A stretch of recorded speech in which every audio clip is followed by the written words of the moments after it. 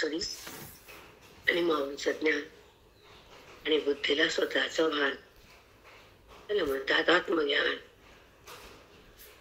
आत्मज्ञानामध्ये बुद्धी स्वतःला पाहते आणि अज्ञानामध्ये बुद्धी जगाकडे जाते. ह्या दोन गोष्टी चाकून आहेत बेटा, एक आत्मज्ञान आणि एक अज्ञान. अज्ञान म्हणजे आपला संबंध, आपला बुद्धीचा अंतःकरणाचा जो ओढा प्रभाव. जसं आता गंगा खाली व्हायला आपण खालीच बघतो ना, तसं बुद्धी देहाकडेच असते आणि खोट्यालाच प्रेम करते आणि परिच्छिन्न होते, म्हणजे भिन्न होते ईश्वरापासून. हे वेदांत शास्त्र आहे. इथे उद्धार आहे, इथे ओळख आहे स्वतःची स्वतःला. आणि ओळख म्हणजे बेगंध संसार करणं. आपली ओळख विसरणं म्हणजे संसारामध्ये बेधंद मनानं पसरणं. हे अनुकरण आहे आपल्या बुद्धीचं अंतःकरणाचं. त्याला जगतातून बाहेर निघता येत नाही आणि जगताचा संबंध संपत नाही. ते अनादिकालचं अज्ञान त्या बुद्धीमध्ये विराजमान. म्हणून त्या अंतःकरणाला देहाची जाण, प्रभूची कुठं जाणे. मग परमात्म्याची जाणीव ज्ञानानं होते आणि बुद्धी तिथं तदाकार होते. जेव्हा त्याची जाणीव होईल तर बुद्धी तिथं राहील. अरे तुमचं घर मला सापडतं, मी घरात येईल ना. दुसऱ्या जर कॉलनीत गेले तर इकडे येऊ शकत नाही. मला माहिती आहे, माहिती मी सोडतो, त्यांना काहीच सांगावं लागलं नाही, डायरेक्ट आम्ही सोडलं घरापासून. भगवंताला पाहणं, भगवंत समरस होणं आणि भगवंताची ओळखून ऐक्यात राहणं खरं बरोबर. नंतर हे करून तो ऐकल्यानंतर भक्तीचा एक अनुभव असतो, खूप सुंदर असतो. एकदा तिथं जाणंच मेन आहे. नंतर भक्ती करा ना. भक्ती नंतर पण आहे, भक्ती आधी पण आहे, मध्ये त्याचं ऐक्य आहे. पण आपण आधी माहित नाही, मध्ये माहित नाही, नंतरही माहित. संसारातच राहा. त्याचे प्रेम आणि त्याचं सानिध्य नाहीये. त्याचं सानिध्य मिळाल्याला देहभाव संपतो, लक्षात ठेव. त्याचं बुद्धीनं सानिध्य जर घेतलं आणि बुद्धीचं आणि भगवंताचं नातं जर जुळलं आणि भेद तिथला गळला, संपला, मावळला ज्ञानानं, तर परमात्मा आणि बुद्धी दोन नाही, ते अंतःकरण आपोआप जाणतं. तुम्हाला आता कन्नावर म्हणून भोगता का, जप करता का, जप करता का गंगमोड म्हणता मी गंगमोड. माझ्या कुला जन्म दिला, तो परित्याग झाला आणि इथं कन्नवारचा संबंध 5 ब्राह्मणासोबत केला, तेव्हा ते लग्न आहे ना. तसं ह्या देहाचा परित्याग केला आणि ईश्वराची बुद्धीने संबंध केला, जिथं आयुष्य घालणं ते मूळ. बरोबर आहे ना. आधी ते तिथं समाधान होत आणि तिथं काही आयुष्याचा काल होता. पण जेव्हा लग्न होत वधूवरांचं, तर तो कुळ, तो गाव, तो देश आणि ते गोत्र, ते आडनाव परित्याग होत. तसा देह हा देश, अंतःकरणातला देश म्हणजे मी देह, काल म्हणजे वर्तमान, कुल म्हणजे भगवंताचं जे स्थान, ते सोडलं. ते तुम्ही देहाचा संबंध सोडला, गाव पण सोडलं, बाप पण सोडला.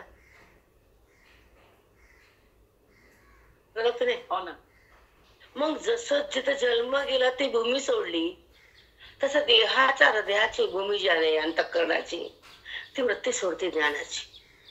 ज्ञानमय वृत्ती अंतःकरण भूमीला सोडती, तेव्हा ती पांडुरंगाला जोडती आणि ती सुखात रमती, तेव्हा ती ब्रह्म बनते. मग तेव्हा जीवा शिवाचं लग्न म्हणजे अभेद. तो लग्न ब्राह्मण लावतात, हे लग्न गुरु लावतात, हे समजायला पाहिजे कन्नावर नाही. तेव्हा 5 गोत्र मिळून तुमच्या आईवर तुम्हाला पाणी टाकतात ना, कन्यादान. तसं बुद्धी देहावर पाणी टाकते. तेच मेन आहे माझी. देहावर पाणीच टाकत नाही.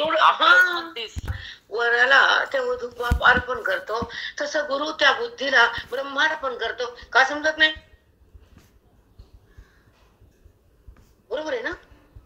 जेव्हा पाणी टाकतात, आता आमची नाही तुमची म्हणतात,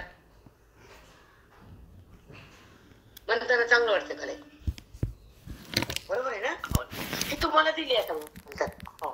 बापच म्हणतो ना, आजवर होती आमची, आता झाली तुमची. मग तुमची म्हणताना पाणी टाकलं ना, बरोबर आहे. तसं तुळशी पत्र टाकलं गळ्यात आम्ही, तर हे देह कृष्णाला दिला. म्हणून वारकरी संप्रदायामध्ये तुळशी माळा गळ्यात आहे. तेव्हा देहाला पान, तिला अंजली दिली आणि त्या देहाचा संबंध सोडण्यासाठी संत संगती केली. बुद्धी देहाचा संबंध सोडत नाही आणि भगवंताला जाणत नाही आणि इंद्रियाला वाचून इंद्रियातून बाहेर निघत नाही. तिचा जो मोह तिला काढता येत नाही आणि तिला परमेश्वराचा संबंध जोडता येत नाही. ब्रह्मविद्या तिला माहित नाही आणि अविद्या तिची जात नाही. जगत भाव संपत नाही, आत्मभाव होत नाही, अज्ञानाचा निराश करता येत नाही, साधूचा प्रभाव मनावर होत नाही आणि अंतःकरण तेवढं अधिकारात राहत नाही. म्हणून त्याला आत्म्याचं भान होत नाही. देहाचं भान तुम्ही टाकतच नाही, माहिती आहे आम्हाला. सांगायचं कशाला? ज्ञानेश्वरीच्या 9,000 गोळ्या तुमच्यासाठीच आहेत ना. मुलगा माझा कसाही निघो, कमवो का न कमवो, पण बसून खावं हे बापाची इच्छा ना. धन दिलेलं असतं, राहायला घर आणि बसायला दुकान.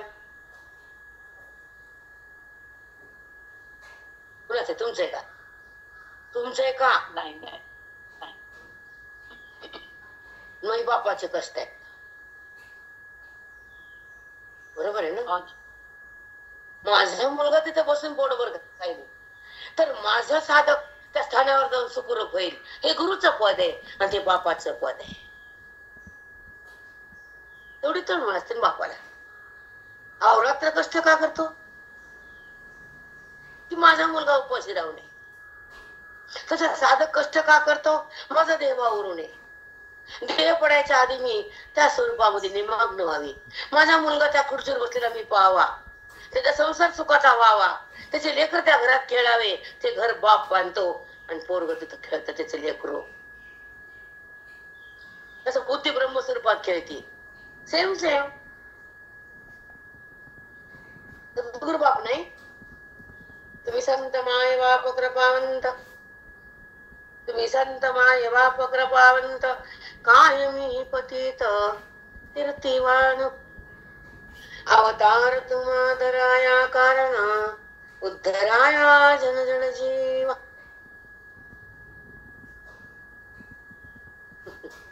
तुम्ही संत कृपावंत, कायमी पतित. पतित आहे मी. कीर्ती तुमचं काय कीर्ती करू? मी करू शकत नाही.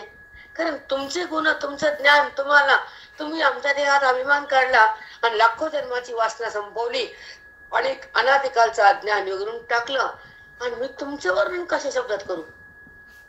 शब्द कोणते वापरू? कायमी पतित कीर्तिवान. काय वर्णन करू? वर्णन करता येत नाही, हेच वर्णन. आई वडिलांचं उतराय होत नाही, हेच शब्द महत्वाचे असतात आई वडिलाला. बाबा तुमची उतराय मी करू शकत नाही. डोळे भरून पाहायचं बस. आपण बघतो बेटा संसारात, पण वागतो नाही. नुसतं बघतो, कुठं वागतो. तसं बाप मुलासाठी असतो, प्रारब्ध भोगण्यासाठी असतं, जीवन भक्तीसाठी असतं, ज्ञान मुक्तीसाठी असतं आणि गुरु ईश्वराच्या ऐक्यासाठी असतो. साधा गुरुने कानात गुरगुर केलेला सद्गुरु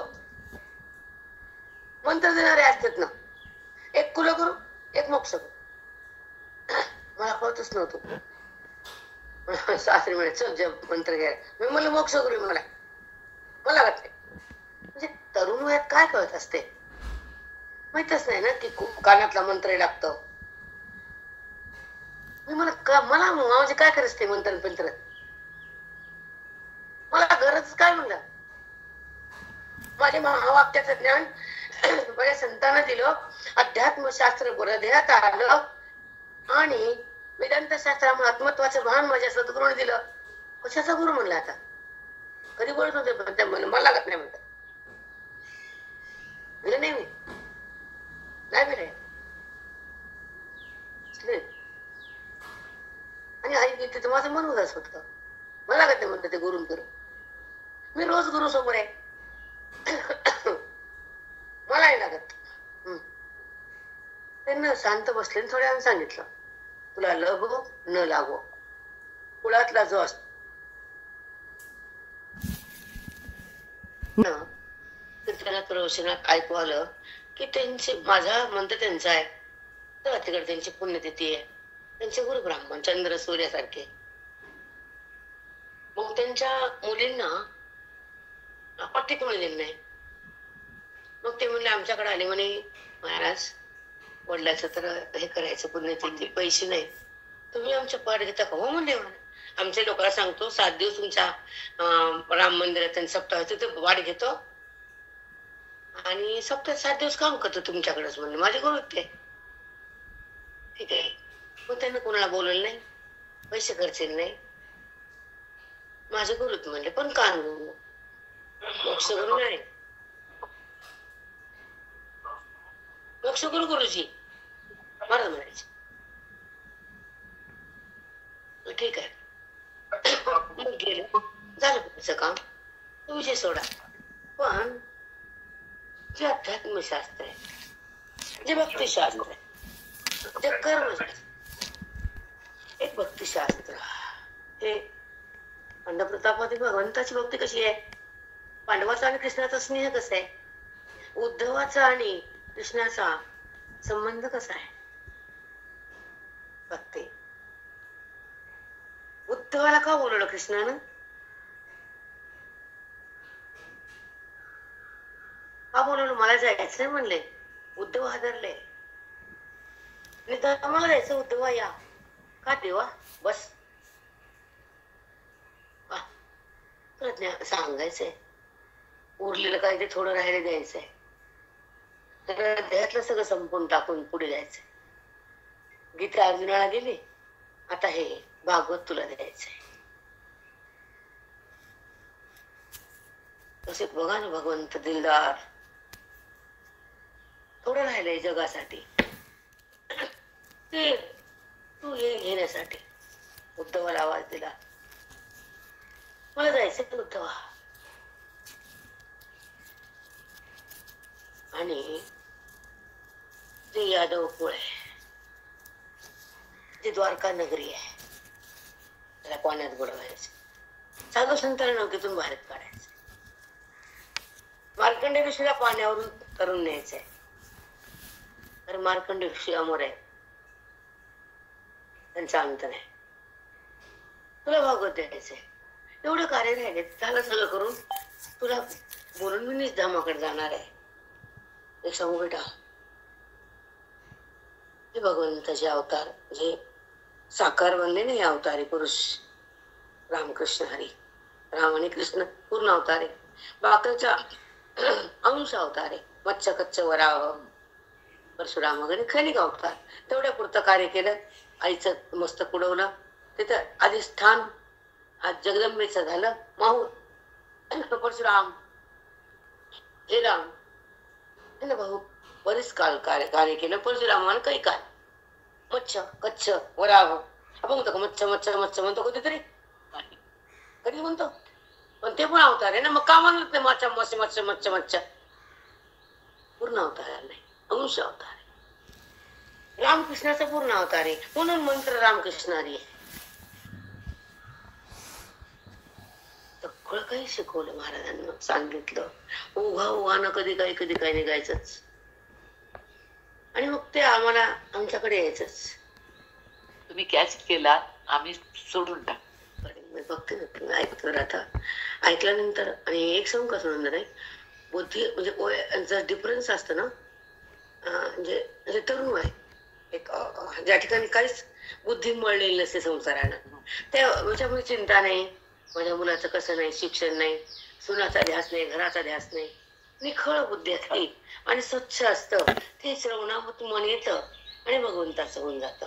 पण जेव्हा त्या मनात संसार येतो, वासना जास्त पावती आणि इंद्रियामध्ये विकार एवढा थैमान घालतो, तर ते अंतःकरण बोधामध्ये नाही राहत, विकारात राहतं. विकार म्हणजे साज्ञाने. एक सांगू बेटा, कशाला काय म्हणते ते पण कळत नाही. तुम्ही ना प्रतिमचा गुणाचा संबंध आणि निर्विकार म्हणजे बुद्धीचा परमात्म्याचा स्पर्श. बेटा हे आणि कळणं हे मस्त आहे, जरुरीच आहे. विकार म्हणजे वृत्तीमध्ये गुणाचं उत्थान होतं आणि मन ते त्या गुणात राहतं आणि भगवंताला सोडून मी करतं आणि जडाला पाहून आनंद देत. जडात आनंद नाही हे शास्त्राला माहित असतं, वेदांताला. पण जडाकडे जाणं या विद्येचं कार्य आणि जडातून निघणं हे श्रवणाचं माध्यम आणि जडाचा बाध होणं हे मोक्षाची स्थिती. परमगती बुद्धीला. मग उद्धवाला हे सांगितलंय ना माधवानं, बरोबर आहे का? उद्धवाला माधव भेटले ना.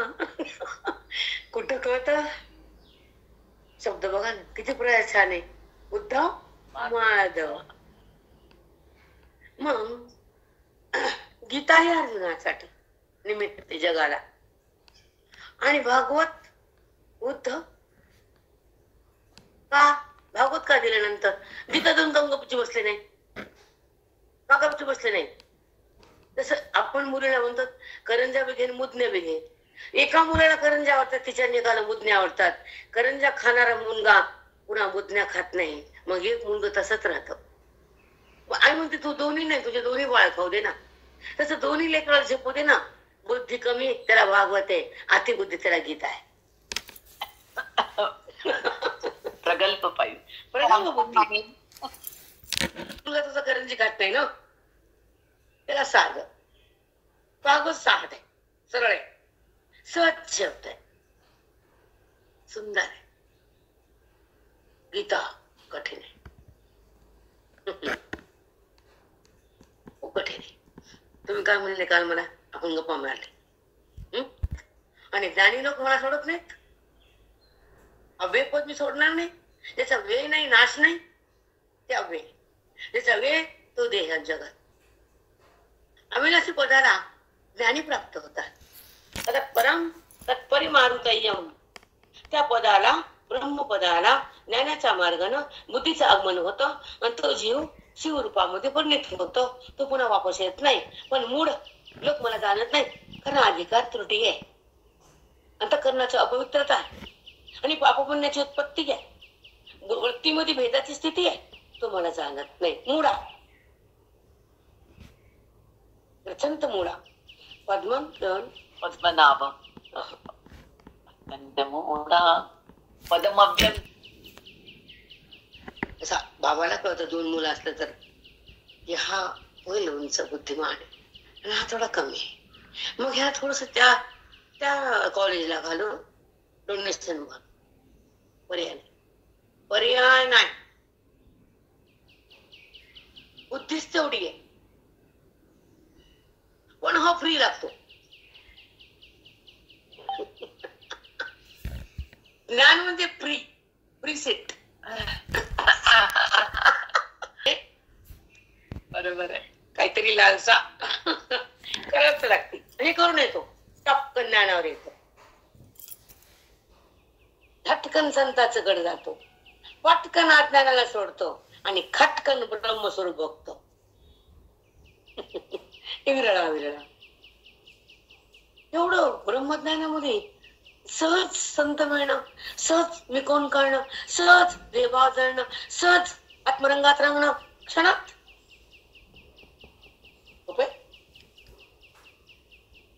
बिलकुलच नाही. उत्तम अधिकारी, मध्यम अधिकारी, कनिष्ठ अधिकारी हे बरं घेऊ आपण विचार सगळं. मध्यम आणि कनिष्ठ हे बुद्धीचे अलग अलग अवस्था आहे. जसं कुणाला 10,000 पगार आहे, कुणाला 10 लाख आहे, नाही का? हो ना. मग हे जे अंतःकरणाचीच अवस्था आहे ना. बुद्धी जेव्हा उंच जाते तर ती जगताला नाही पाहत, आपल्या स्थितीत राहते. उंच म्हणजे ज्ञान, तो अतिभाग्य. तो आपल्या महिमेत राहतो. देहाला माझं मनाला तो रिकामा नसतो, कारण त्या वृत्तीला भगवंताची जाणीव असती. देहाचा संबंध संपलेला असतो. ते ज्ञानमय अवस्था बघता तो देहात नसतो.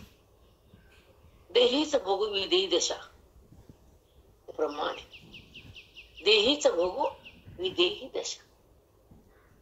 त्याला व्यवहाराचं भान नाही, तो कुठे त्याला माहित नाही, तो खाल्लं का त्याला कळत नाही, आणि मी काय खायलो ते सुद्धा समजत नाही. विदेही अवस्था, जीवन मुक्तीनंतरचा टप्पा. प्रलंबन विसर्जन गृहण मध्ये बैल जर बसले तर अवघड आहे बाई. अवघड कस काय? अवघड म्हणल्यावर भीती तयार होते, आणि होतं म्हणल्यावर अवस्था येते. भ्यायचं नाही. अध्यात्मशास्त्र तुम्हाला ते अवस्था देतं. वेदांताचे श्रवण, ओवीचं भान, अध्यात्माचं ज्ञान, भगवंताचे भान, देहाचं भान नाही.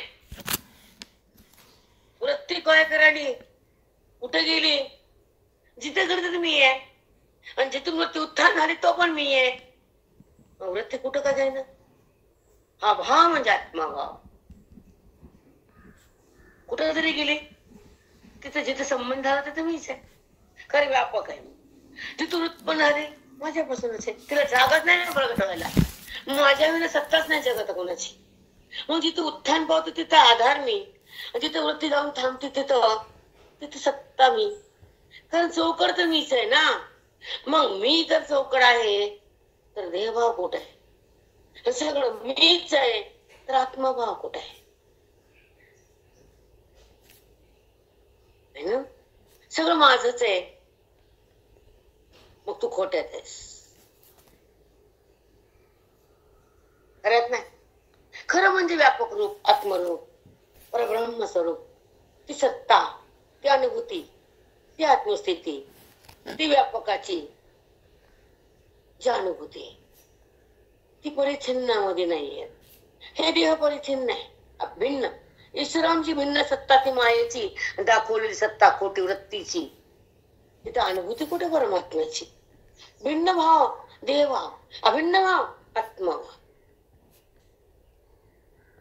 वृत्ती जेव्हा भगवंताला सोडून खोट्याकडे येते भिन्न भाव, आणि जेव्हा आत्मज्ञानाने ईश्वर समरस होती अभिन्न भाव. आत्मस्वरूपाचा स्पर्श अभिन्न, देहाचा स्पर्श भिन्न. साधी व्याख्या आवड आहे. वृत्ती भगवंताला का सोडती? जाता येत नाही तिथं, तिला कोणी नेलं नाही आणि तिला जाता आलं नाही. देहाला तिने सोडलं नाही, भ्रम तिने काढला नाही, अध्यात्म तिला माहित नाही, अधिकार तिचा परिपूर्ण नाही, आणि श्रवण भक्ती तिला माहित नाही, म्हणून ती देहात आहे. श्रवणानं ही देहबाद आहे. मग ती भगवंतात आहे. आपल्या आपल्या महिमेत आहे, आपल्या आपल्या अवस्थेत आहे, आपल्या आपल्या पदावर आहे. तत्पदम नुसतं पाठ करून गीता तत्पदम कतो बस खाली. तत्पदम पाठांतराला महत्व का अनुभूतीला महत्व? श्लोकाचा भावार्थ ध्यामध्ये सत्सांडावा. पाणी गिरस होते, ताण जाते का? अन्न पात्रात आहे, भूक जाते का? बोध गीतेत आहे, अज्ञान जात का? वेद त्या ग्रंथात आहे, अभिन्न भाव होतो का? नाही. ग्लासातलं पाणी जिभेवर आलं पाहिजे तर तहान जाते, आणि वेदाचा बोध हृदयात आला पाहिजे, अज्ञान जात. वाचून बघून होत असते तेवढं अधिक. सद्गुरु महाराज तेवढं पावित्र्य, तेवढं निराकार मन, तेवढं अवस्था, तेवढा अभ्यास, तेवढं वैराग्य आणि तेवढा आयुष्यातला काल भगवंतासाठी. म्हणून तुम्हाला काल म्हणलं चमचे वाट्या पुसणाऱ्या बायका नीट नसत्यात, त्याला वेळच नसतो ना चिंतनाला. फक्त बटन दाबायचं तितकंच ऐकायचं. पुन्हा चमच्याने वाट्याने वाटता अन्न खात नाही तर त्यांना चिंतन कुठलेही. अहोरात्र फक्त संसार हा कार म्हणतो आम्ही त्याला. संसार कुठे केला, कसा केला, केव्हा संपला कळूच नाही. अधिक काळ संसारामध्ये बर्बाद करूच नाही. तुम्ही तर 7 वर्ष घालून बी 50 घालून बी तुमचं अजून संपलंच नाही चमचा. अवघड आहे बेटा अशा बायकांचं. अवघड आहे का? कारण तुम्हाला अतिप्रिय संसार आहे. रजोगुण आहेत तुम्ही. गुणात आहे, देहात आहे, जिवंत अज्ञान आहे. अज्ञानानं मन बाटलेलं संसारात केटर खात आणि ज्ञान भेटलेलं मन भगवंतात सहज राहत. समजून घ्यायच्या गोष्टी. काही काल भगवंतासाठी घाल. आपल्या आयुष्याचा काल चमचा वाटीसाठी नसतो, अज्ञानाला काढण्यासाठी असतो, मी कोण करण्यासाठी असतो. मग ती बाई जर चमचा पुसती, वाट्या धुती, काही मर्यादा असती कालाची, असते की नसते. मग तुम्ही आतोनात संसार हे तुम्हाला का सांगावं लागतं? तुमचे संस्कार त्या व्यवहाराचे असतात. आता पुसायचं मेंदू तेच रजोगुणी बायका त्या मुक्ती लवकर भेटत नाही. नाही, रजोगुण असं बांधून मारतो, सतोगुण सर भगवंताकडे नेतो आणि तमोगुण माणसाला पापात ओढतो. तिने पाठच करायचं चमच्यावाल्या बाया. पाठच करायची बघते आमची. कारण रजोगुण बांधूनच टाकतो संसाराशी, ओढतो तो जीवाला, अंतःकरणाला या संसारात. हे करते करते करते करते करते कर संसार. रजोगुण बाई बघा बघते कधी, तिला अन्न विकायचं कळत नाही. नाही कळत, इतकी मूर्ख आणि पागल असते.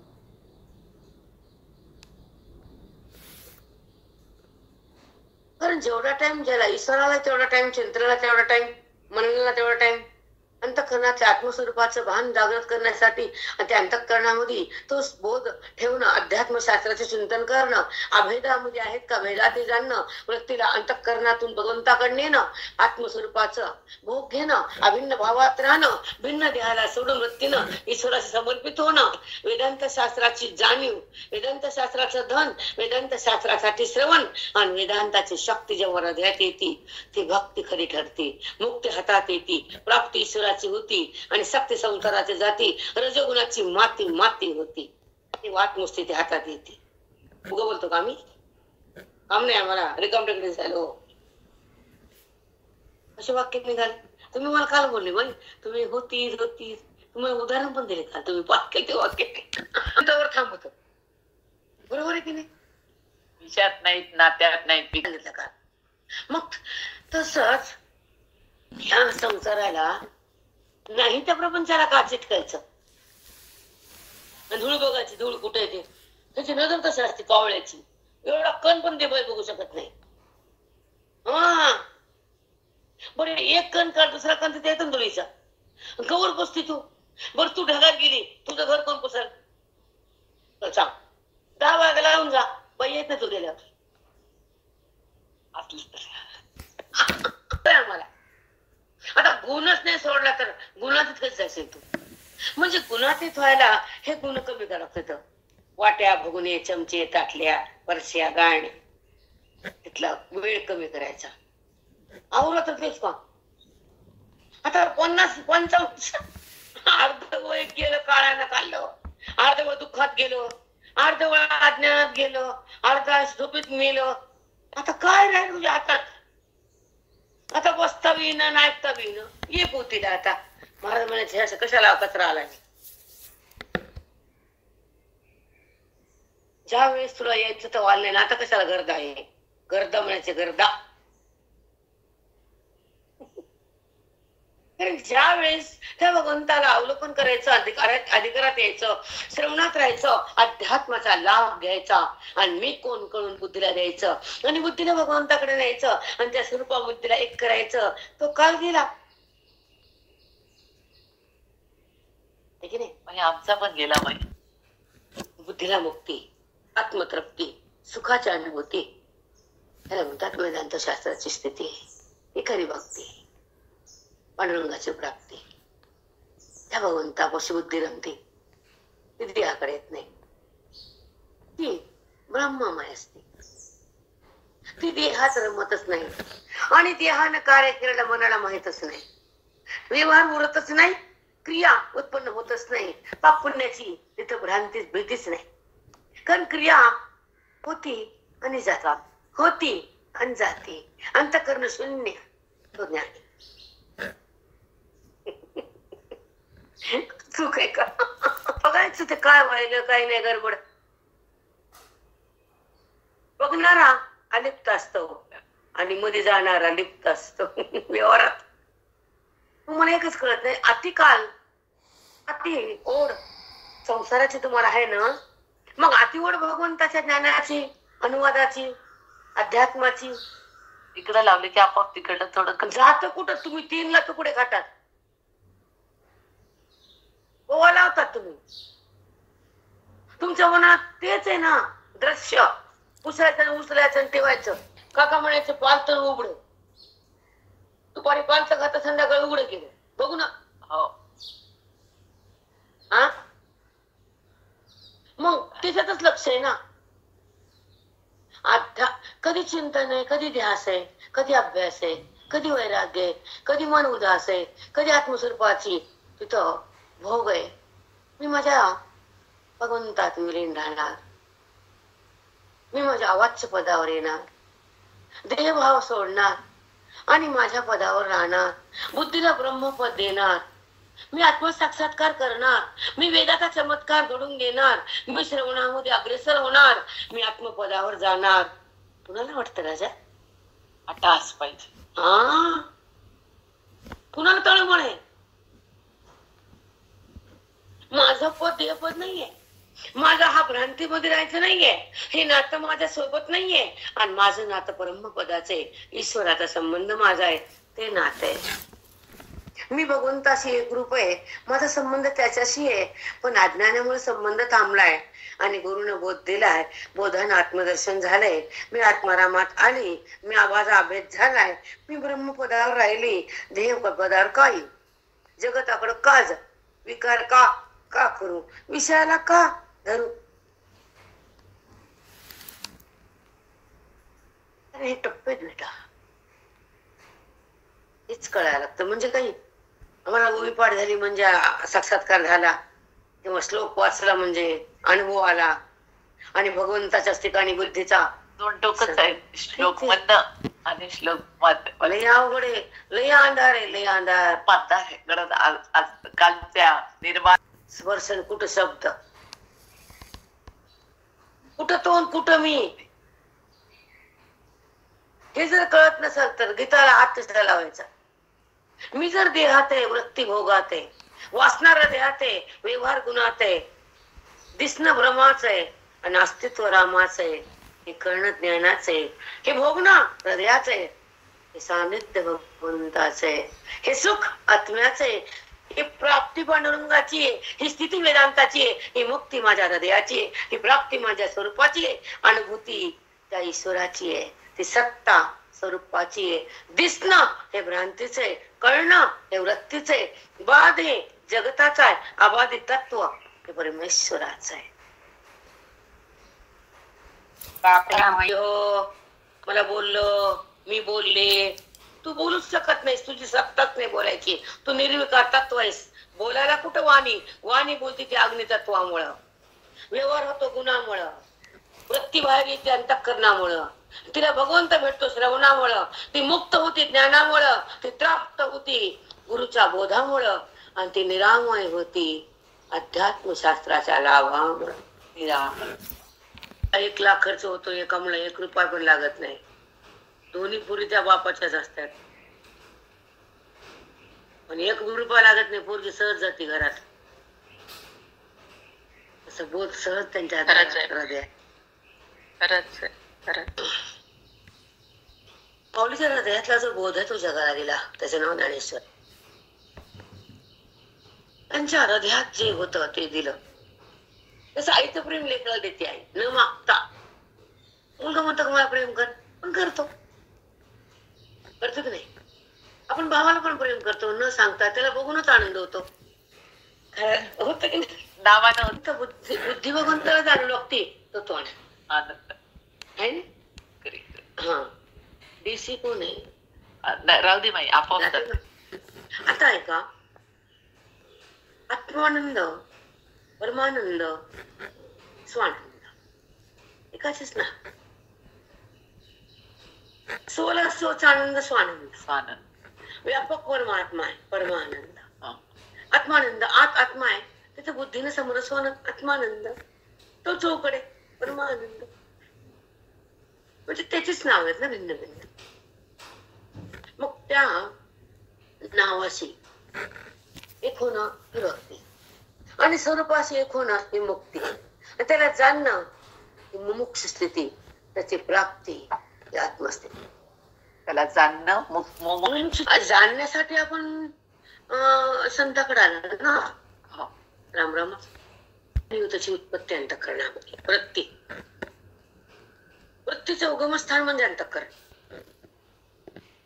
अंतःकरण मन उत्थान पावतं. अंतःकरण लंबायमान होती. वृत्ती म्हणजे जसं आपण बॅटरी लावतो, त्याचा प्रकाश तुम्हाला दिसतो असा बॅटरी, त्याचा जे झोत असतो तो पांढरा पांढरा प्रकाश, बटन दाबले की सुरू होतो आणि मग त्या अंधार त्या प्रकाशाने जातो. तसं अंतःकरणामध्ये अज्ञान आहे, म्हणजे मी कोण कळत नाही, माझ्या आत कोण कळत नाही. आता हे वेदांत शास्त्र आहे. इथं आत्मस्वरूपाचं दर्शन आहे, इथं आकाराचं दर्शन नाही, इथे निराकाराचं आहे. निराकार दर्शन देणारं ज्ञान आणि आकारात जाणं ही भक्ती आहे. भक्ती म्हणजे त्याच भगवंताने एक रूप साकार केलं आणि समोर आला. जसं तुमच्याच मुलीचा मुलगा समोर आला, पण तो नातू म्हणतात, मुलगा नाही. पण प्रेम जास्त असतो. दुधावरची काय तुमच्याच मुलाचं लेकरू आहे ना ते. आता तुमच्या समोर आलं, ते तुमचाच रूप आहे ना, तुम्हाला भक्त आला. बरोबर आहे ना. माध्यम मुलीच आहे, पण अंश तर त्यांचाच आहे. बरोबर आहे ना. माध्यम संताच आहे, पण स्वरूप तुमचं आहे, तुम्हालाच भोगायचं. तसं विद्या आत्मरूपा. कारण हे सांग का बेटा, हे वेदांत शास्त्र त्याची बैठक शब्द कळायला वेळ लागतो आणि रोज ऐकताना ते आपोआप कळले जातात. म्हणून मनाचा आणि भगवंताचा एकरूपतेचा भावनं किंवा एकत्र येणं ते ज्ञानानं. आता आपण त्याचं नाव घेतो वाणीनं. आता वाणी हे क्रिया आहे आणि ज्ञान हा स्पर्श.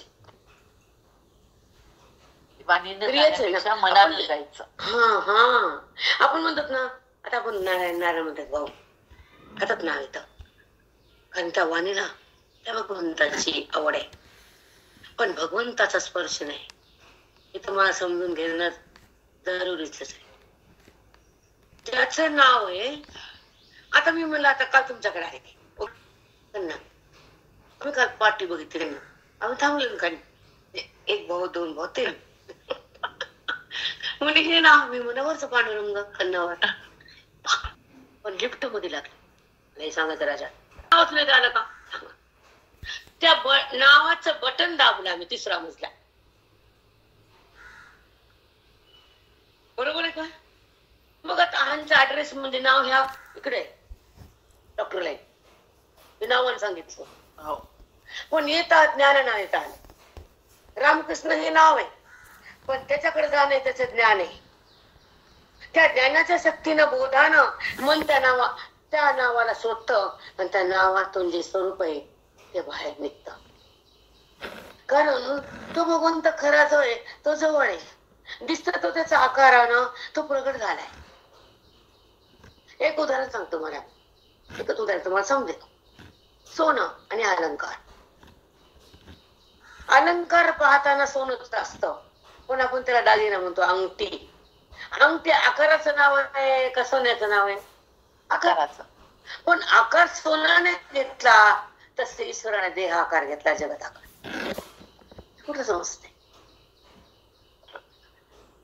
प्रत्येक दागिन्यात सोनच आहे बेटा, म्हणून प्रत्येक जीवात तोच आहे. अंगठी घ्या, हार घ्या, का बांगडी घ्या, का पाटली, आकार सोन्याचाच आहे, पण नाव भिन्न आहे.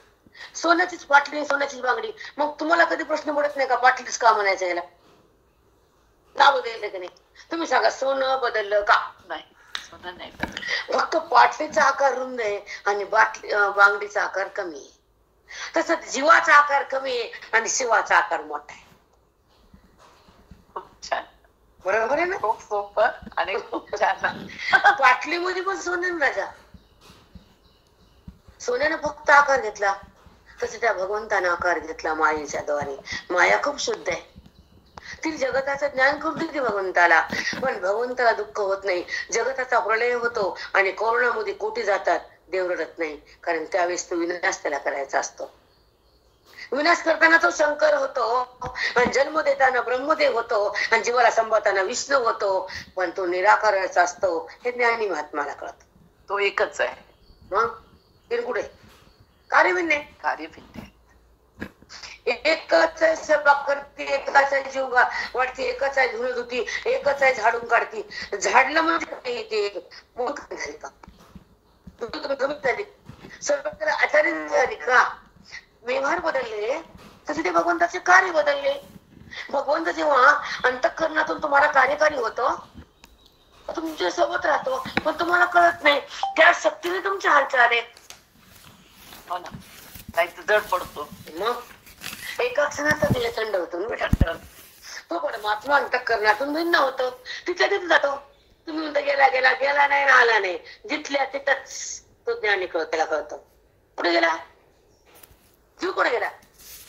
अंतःकरण जड पडलं, तिथला परमात्मा बाजूला गेला, व्यापकात तिथून होता तिथं आला. अंतःकरण अवचिन्न चैतन्य. अंतःकरण म्हणजे हे प्रमाता, वृत्ती, मन, बुद्धी, अहंकार, म्हणजे अंतःकरणाच्या वृत्त्या. आत असलेलं करण इंद्रिय, हे बाहेर इंद्रिय. बोट हात काम करतो, खातो, स्वयंपाक करतो, हे ना क्रिया होती, कर्मेंद्रिय. हा कर्म. आणि ते पण जाणून द्यायचं, कर्मच करतं अंतःकरण. तेच कर्म करतं ना. धान्य सुख दुःख कळतं, बरोबर आहे. मी कोण कळतं, आता कुठं जायचं कळतं, आता रागराग करायचं कळतं, आता कुणाला तोंड वाकडं करायचं कळतं. ते अंतःकरणच कळतं.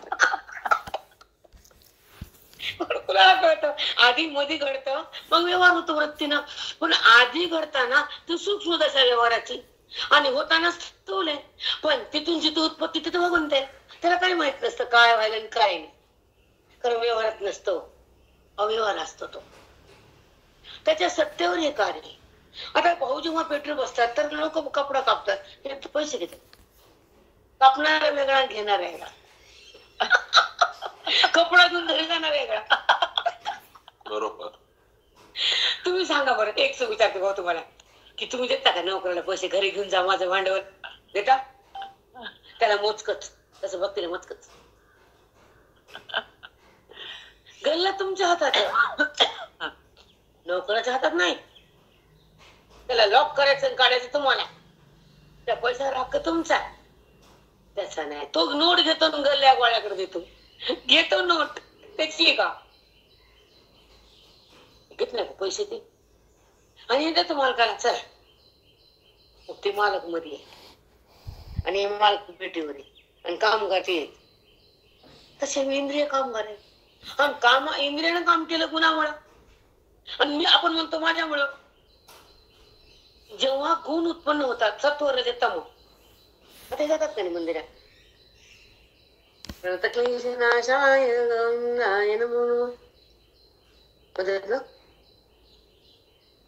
का म्हणते सत्वगुण उत्पन्न होतो, तेव्हा भगवंताकडे जा वाटतं. रजगुण आले की दुकानं फळ वाटतं. मग तुम्ही गुणाला व्यवहार केला का तुम्ही केला? हो, तुम्ही म्हणतात मी केला, इथं बंधन झालं.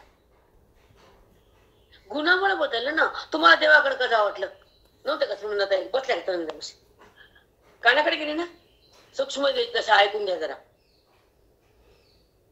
कानाचं प्रेम होत तिथं म्हणून भगवंताकडे घ्या. पण भगवंताचं झालं चिंतन, भगवंताचं नामस्मरण, त्याचा व्यवहार आठवण आला म्हणजे सत्वगुण गेला गुण आला. बरोबर आहे. आता कुणाचा फोन आला की भडकते, तू असं कर नको, तसं कर नको, तसं टाकड, हे काम कर, तो मग गुण आला. मग गुणाला क्रिया झाली. क्रिया तुमची नाही, क्रिया पाहणारा तुम्ही, क्रिया जाणणारे तुम्ही, क्रिया तुम्ही करत नाही. क्रियाला पाहणारा जाणणारा क्रियातून अभिभिन्न आहे तुम्ही. क्रियाचे करते गुण आहे, गुणामुळे क्रिया आहे, तुमच्यामुळे नाही.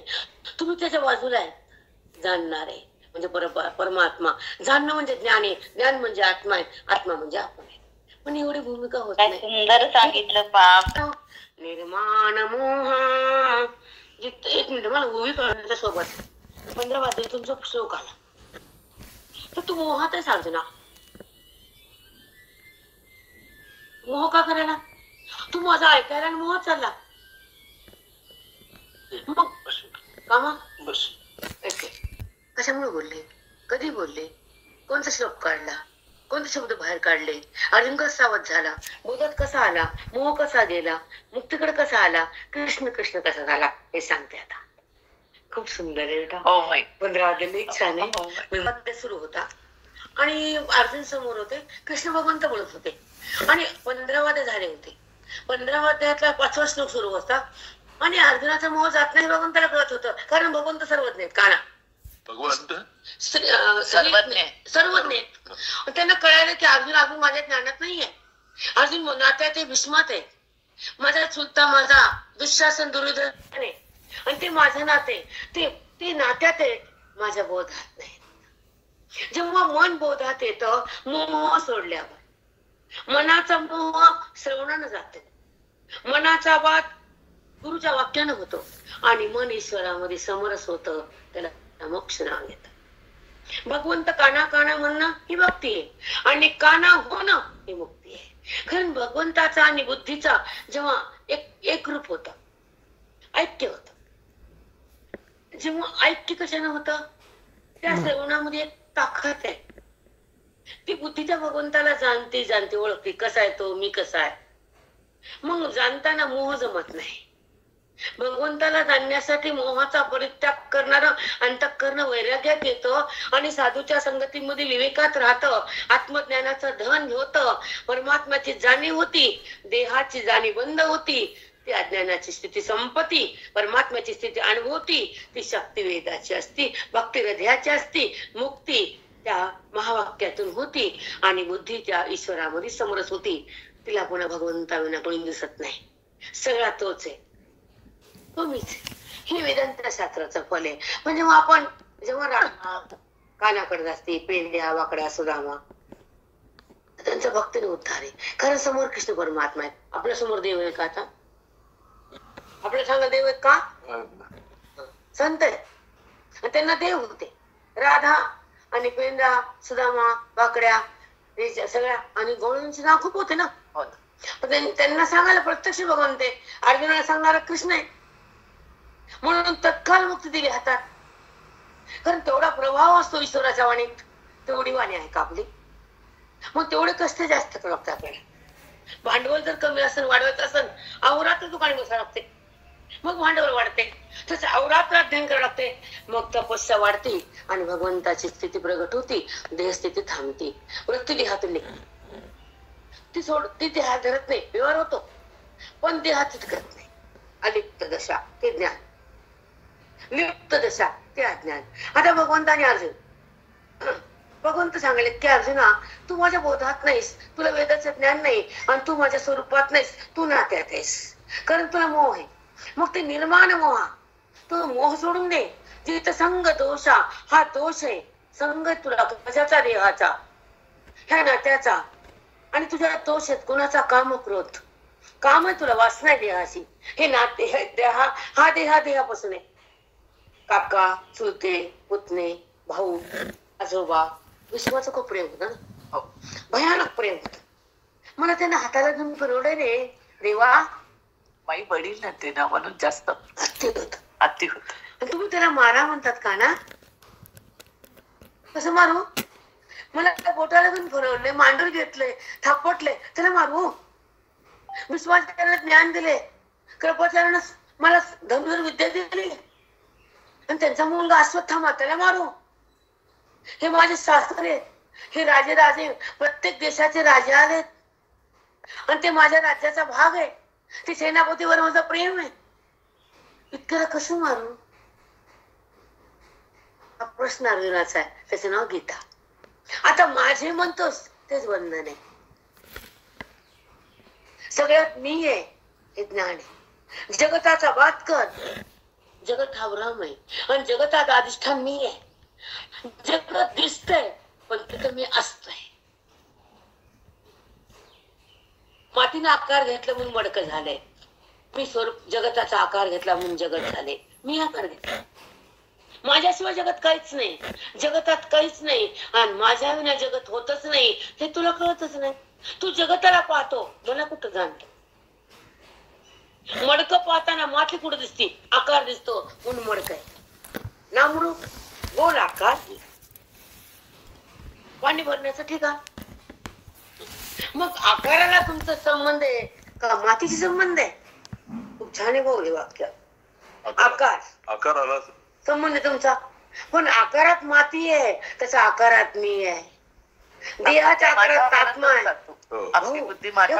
देहाचा आकार आहे, पंचभूताचा आहे, पण आत्मी आहे आत्मा. ह्याच्यावर हे आकार आलाय.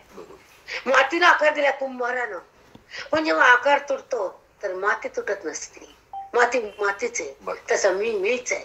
आकार जरी पडला तरी मी आहे, आकार असताना मी आहे, आकार नसताना मी आहे. त्या अवैध वाक्य. मग मी मरतच नाही. आकार माती तुटली, पुन्हा कुंभार त्याला चिक्क तोडून तर पुन्हा करतो, नाही का? तू काय मडकं पुन्हा पुन्हा घडतो, जन्म पुन्हा पुन्हा येतो, पण जन्म अभाव ज्ञानानं होतो. म्हणून तू मोहात राहू नको. निर्माण मोह जिथं संग दोषा, हा दोष म्हणजे मोह आहे, विकार म्हणजे मोह आहे. हे माझं म्हणणं मोह आहे, प्रत्येक जगताकडे जाणं मोह आहे. तू नात्यात आहेस, हा मोह आहे. हा विवेक आहे, तू माझ्या बोधात आहे, विवेक आहे. नात्यात अविवेक आहे.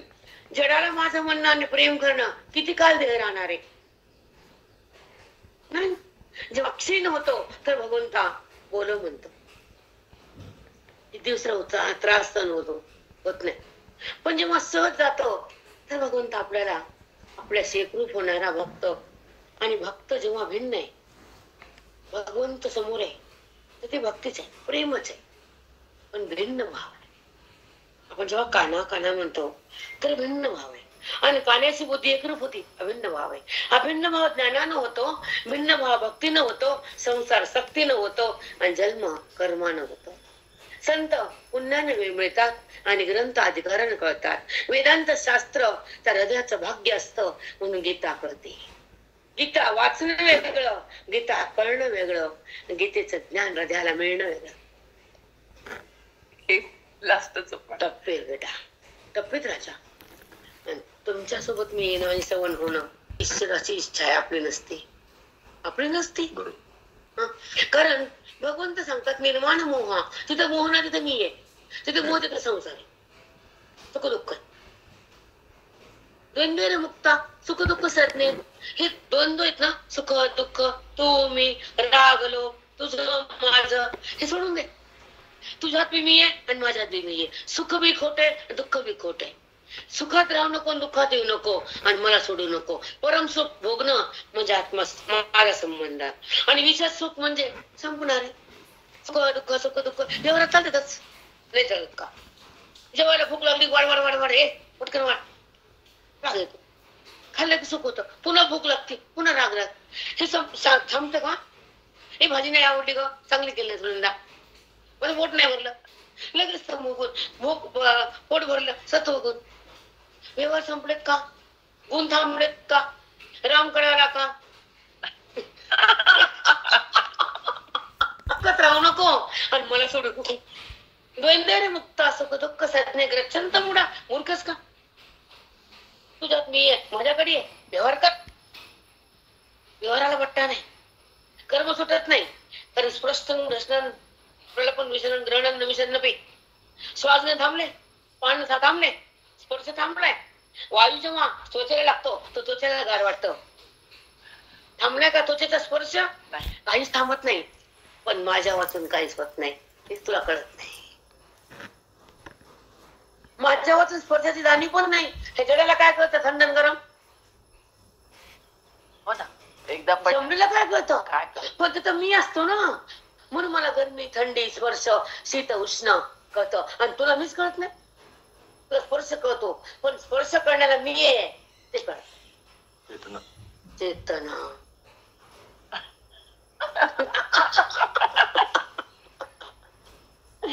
तुमको लगता उनको समजता नहीं, तुमको काय समजता? आता खूप नाही बेटा. निर्माण मोहाजित संग दोष अध्यात्म नित्य. अध्यात्म स्वरूप म्हणजे आत्मारूप मी आहे. विनिवृत्त कामा. तुझा काम निवृत्त कर, मग मी भेटतो. कामात गेला हे जगत भेटतं, सुख दुःख भेटतात. सोडून दे. गच्छंत मुडा. मूड होऊ नको, मूर्ख येडा. जळत राहतो, मला सोडतो, मी करतो, त्याच्यासाठी रडतो. आणि त्याला मारण्याच्या आधी मी मारलेले. तुला माहित नाही का मी मारणार आहे ते? अधर्मी लोकांना मी ठेवतो का? मी मारण्यासाठी तर अवतार आहे ना अर्जुना. मी प्रगट का झालो, अवतार का घेतलो, तुझ्या सोबत का आलो? तुला गीता सांगायची आणि त्याला मारायचं, तुला तारायचं. अजूनच तू तिला सांगितलेलं ऐकू बी ना. पृथ्वीवर पाऊस झाले, पृथ्वीला सण होत नाही. आणि माझ्या संताला छळत मी ऐकून घेत नाही. माझा अर्जुन नाही, नारायण नर नारायण आहे. माझी भीष्म तपस्वी आहे, माझी द्रौपदी शक्ती आहे, माझा धर्मराज पुण्यवान आहे, माझा भीम बलवान आहे. त्याला विष दिलं, त्याला मी विष देणार. कर्म करणार सुचके. भीमला दिलं नाही विष. किती पाप केले मग भगवंत आधी मिळाले. धर्मस्य. धर्माचं रक्षण करावंच लागतं, अज्ञान गीतेतून घालवावंच लागतं, आणि बुद्धीला ब्रह्मरसात न्यावंच लागतं. मला यावंच लागतं आणि जावंच लागतं. मग हे कळालं की कृष्ण कळाली, नाही कळालं की प्रेम भक्ती कळाली, आणि हे नाही तर संसारच आहे. म्हणून निर्माण मोहादित संगदोषा अध्यात्म नित्या विनिवृत्त कामा. काम निवृत्त होतो, नित्य स्वरूप प्रगट होतं आत्मरूप. आणि काम आला की देह. दोन गोष्टी अर्जुन हे तिथून सांगितल्यात. तू कळून घे. रडणं बंद कर, मोह समाप्त कर, अज्ञान भस्म कर, आणि तत्ववासी मन एक कर. गीतेचा जो बोध आहे आधभर आणि श्रवण कर, आणि मग तुझं युद्धाचं कर्म कर. युद्धातून पळतोस, रडतोस, तुमच्यापाशी युद्धच आहे ना. सुख दुःख मी तो हे समाप्त करणं म्हणजे ज्ञान. तू बी नाही, मी बी नाही, देह बी नाही, जगत बी नाही, मोठे सगळं तोच आहे. हे युद्ध आहे. बुद्धीला एकदा हे वाटतं, एकदा ते वाटतं, एकदा ते वाटतं, एकदा सुख भोगते, एकदा दुःख भोगते, एकदा रागला करते, एकदा क्लेश करते, एकदा वैचन होते, एकदा थैमान होतं, एकदा अंतःकरण उदास होतं, एकदा अंतःकरण शांत होतं. हे युद्ध नाही. पण जेव्हा अंतःकरणच राम होतं तर कुठे येत? अंतःकरण ब्रह्म होतं, अंतःकरण रामाकडे जातं श्रवणानं, आणि अंतःकरण ब्रह्म होतं ज्ञानानं, आणि अंतःकरण जगतातून अलग होतं बोधानं. देहातून अलग होत, आणि भगवंताला अर्पण होतं. त्या ठिकाणी तदाकार होतं, आणि आत्मा हे त्याला कळतं, तेव्हा ते त्याचा उद्धार होतो. ते अंतःकरण कृष्ण कृष्ण कृष्ण होतं, कारण त्याच्यामध्ये कृष्णामध्ये अंतःकरण विलय पावतं. हे कानाचं दर्शन आहे, आत्मदर्शन. विठ्ठल श्री गुरु ज्ञानदेव तुकाराम भगवान की जय. माऊली ज्ञानेश्वर महाराज की. आपण